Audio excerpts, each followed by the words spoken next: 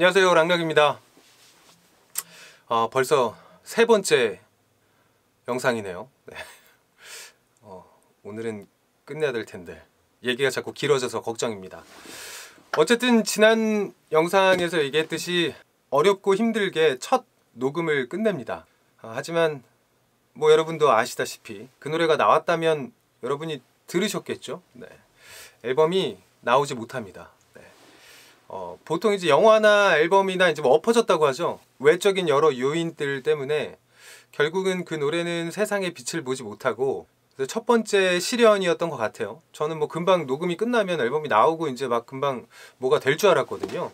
그렇게 그냥 녹음만 하고 그 음원은 없어지고 저도 그때 좀 첫 번째 충격을 살짝 받고 약간 당황해하고 있을 무렵이에요.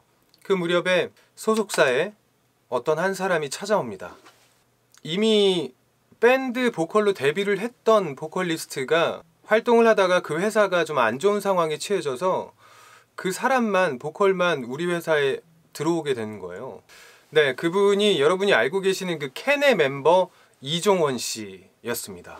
네, 그분은 이미 뭐 앨범 녹음도 많이 하고 활동도 경험이 있었기 때문에 회사에서는 부담도 없었고 또 오는데 환영을 하게 된 거죠.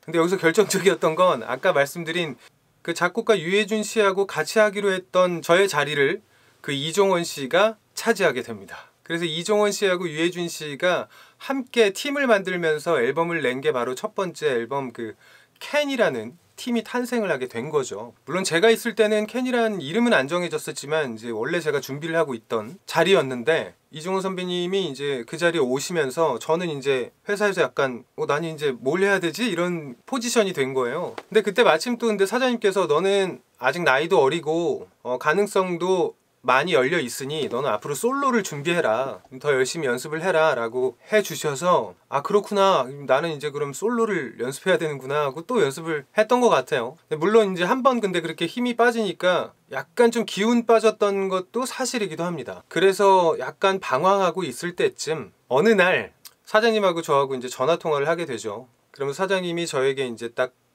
선택안을 주시더라고요. 네가 지금 앨범을 먼저 내서 활동을 좀 하다가 군대에 갈 것이냐, 아니면 군대에 갔다 와서 출발을 할 것이냐 선택해라 라고 하시더라고요. 저는 그때 당시에 이미 친구들은 군대에 꽤 간 상태였고 친구들은 이제 23 정도의 나이였기 때문에 군대도 이미 약간 늦은 상태였어요.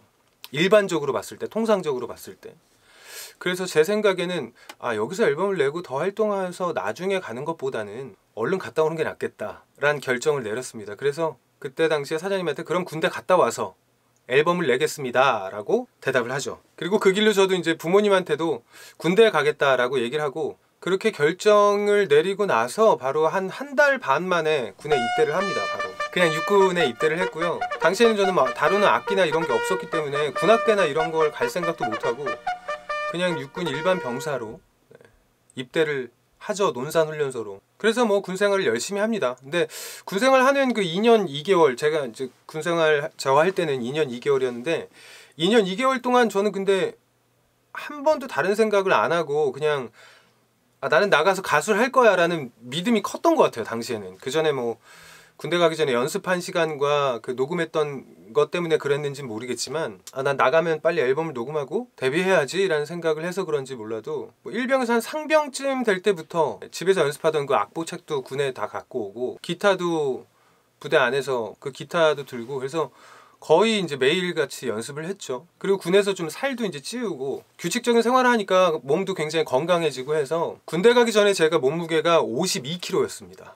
당시에 너무 말라가지고 정말 빼짝 마른 체형이었는데 군대 가서 이제 10kg를 쪄요. 제가 60kg대 초반이 돼서 전역을 합니다. 근데 지금 생각하면 정말 웃긴데 제가 전역을 하고 바로 다음날 홍대에 있는 사무실에 찾아갑니다. 문을 발로 차듯이 벌컥 열고 들어가서 접니다 하면서 반갑게 사무실로 쳐들어가죠. 전역해서 왔으니 저 이제 앨범을 내주십시오 라고 당당하게 들어갔던 기억이 나요. 근데 아주 나중에 제가 이제 사장님하고 뭐 얘기를 하다가 들은 사실인데 당시에 저보고 이제 군대 얘기를 했을 때 제가 군대 먼저 가겠다라고 했을 때 사장님은 속으로는 아, 이 녀석하고는 이제 끝이구나라는 생각을 하셨다고 하더라고요. 저는 그런 생각을 안 했던 거죠. 나는 나가서 무조건 그렇게 될 거야 라는 믿음을 갖고 있었던 것 같아요, 그때는. 그래서 사무실 문을 박차고 들어가자마자 저를 봤을 때 그때서야 사장님이 결정을 했다 그러더라고요. 아, 저 녀석 앨범 내야 되겠구나 라고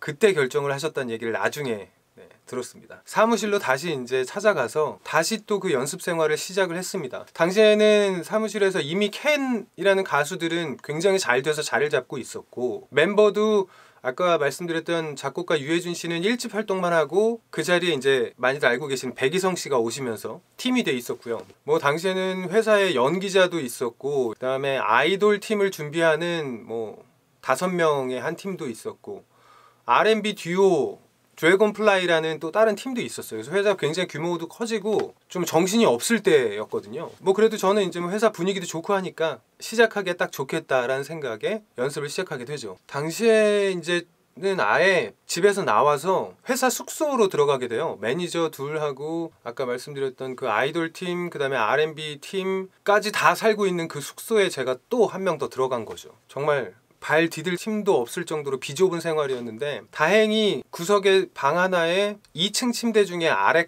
한 칸이 남아서 그 칸을 제가 쓸 수 있게 됩니다. 낮에는 아르바이트를 하고, 아르바이트 끝나고 저녁 먹을 때쯤부터 밤이나 새벽 늦게까지 연습실에 가가지고 또 연습을 하고, 또 다음날 또 아르바이트를 가고.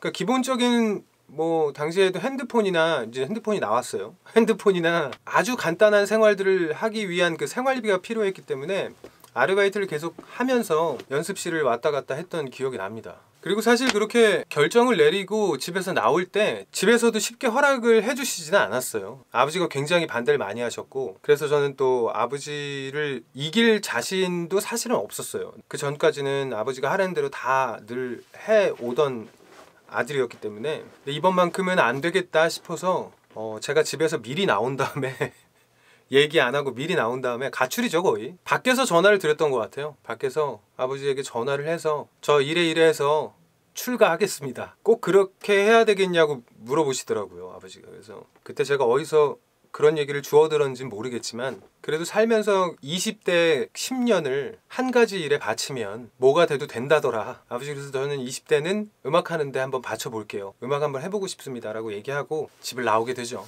그 뒤로는 참 죄송하게도 앨범을 발표하기 전까지는 집에 가지도 말고 연락도 살아있는 소식 정도만 전하자 라는 마음으로 나왔던 것 같아요. 지금 생각하면 왜 그랬나 싶기도 하지만, 그때 딴에는 어린 마음에 좀 독하게 마음을 먹자는 생각으로 나왔던 것 같아요. 그때부터는 친구들하고도 아예 연락을 안 했고요. 아예 다른 사회생활은 안 했던 것 같아요. 그냥 아르바이트하고 연습실 있고, 그 외의 거는 정말 아무것도 안 했던 기간이었던 것 같습니다. 그렇게 해서 사실 저는 앨범이 금방 나올 줄 알았어요. 네, 그렇게 해서 연습 기간 또 한 1, 2년이면 되지 않을까? 그러면 금방 나오지 않을까? 이런 생각을 했지만 제 마음처럼 쉽지는 않더라고요. 네. 그렇게 연습을 하고 아르바이트를 하고 계속 반복적인 생활을 하던 차에 어느 날 아까 말씀드린 그 작곡가 유해준 형님이 저를 위해서 곡을 하나 써주십니다. 뭐 그때는 일락이란 이름을 정하기 전이지만, 예를 들어서 작곡가들이 노래를 지을 때 가제를 적거든요. 당시에 가제가 달려라 일락아 뭐 이런 거였어요. 노래가 좀 달리는 식으로 신나는 노래였는데 저를 위해서 썼으니까 달려라 일락아 라는 가제에 노래를 한 곡 써주신 거예요. 그리고 그 곡으로 나는 데뷔하겠구나 라는 이제 굳은 생각을 갖게 됐죠. 그리고 사장님도 너 이 노래 녹음할 거니까 제대로 연습해서 녹음을 하라. 그리고 네가 부른 이 노래와 일본에서 굉장히 잘 된 어떤 노래를 라이센스를 따와서 그 노래를 한국에서 발표할 거다. 그리고 그 노래는 어떤 드라마의 주제곡이 될 것이다. 너의 데뷔곡이 그 일본 그 노래가 될 테니 두 개 다 노래 연습을 열심히 해둬라 라고 말씀을 하셨어요. 완즈라는 일본 밴드의 노래였는데, 다행히 그 노래는 저하고 좀 색깔이 잘 맞는 편이어가지고 굉장히 열심히 노래 카피도 하고 연습을 하죠. 그렇게 데뷔 준비를 합니다. 그 일본 완즈의 노래, 그리고 작곡가님이 절 위해 써주신 달려라 일라가, 이 두 곡을 굉장히 열심히 연습을 하고 녹음에 들어가게 됩니다.